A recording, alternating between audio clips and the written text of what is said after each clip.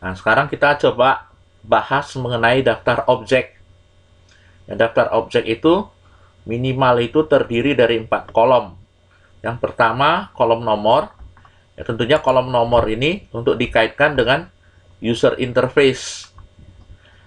A, ya, nomor A. Itu nanti pakai objek atau tools label. Objek ini di dalam program kita, project kita, supaya bisa dikenali, objek itu ada namanya. Ya, jadi objek ini namanya apa? LBL judul. Nama objek itu bebas, tetapi sebaiknya terdiri dari 2 bagian. Bagian pertama ini menunjukkan jenis objek, jenisnya label. Ini saya singkat LBL. Kemudian bagian yang kedua itu adalah menunjukkan fungsinya. Jadi jenis objek ini adalah label dan berfungsi untuk menampilkan judul. Pak, kalau nggak mau pakai ini, pakai nama yang lain, boleh silakan. Tetapi ingat, nama sebaiknya menunjukkan fungsinya.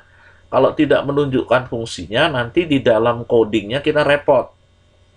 Sebenarnya untuk label, karena dia menampilkan sesuatu yang sifatnya tetap dan di dalam coding biasanya tidak disebut-sebut, biasanya orang males untuk mengganti namanya. Ya, jadi biasanya dibiarkan default-nya aja. Kalau default-nya ya berarti ini label 1, label 2, label 3, dan seterusnya. Boleh nggak? Boleh, nggak masalah. Itu name ya. Nah, ini lihat nih, yang text box. Ya, text box pemilik.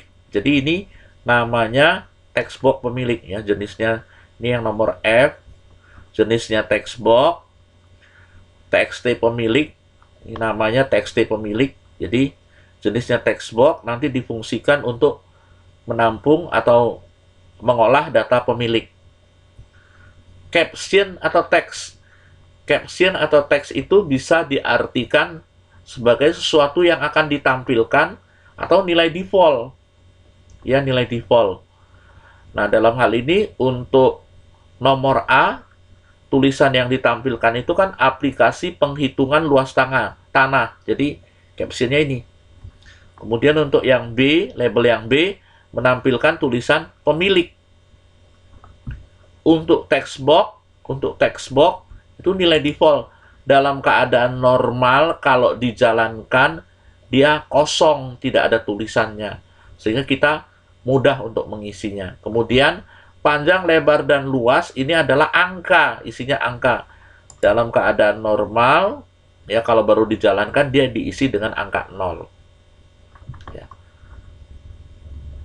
Seperti itu ya. Kalau comment button, namanya, ini untuk yang proses CMD, proses, dan seterusnya. Ya, dan seterusnya. Nah, ini daftar objek. Nah, setelah langkah ke-1 kita lewati, ya, selanjutnya nanti kita akan membuat flowchart. Jadi ini diingat kembali nih. Nih, ya, kita buat flowchart ini udah hasil kesimpulan tadi. Nah, flowchartnya seperti ini. Nih flowchartnya. Mulai ini simbol terminator, terminator simbolnya begini nih. Ya, mulai dengan selesai pakai simbol terminator seperti ini.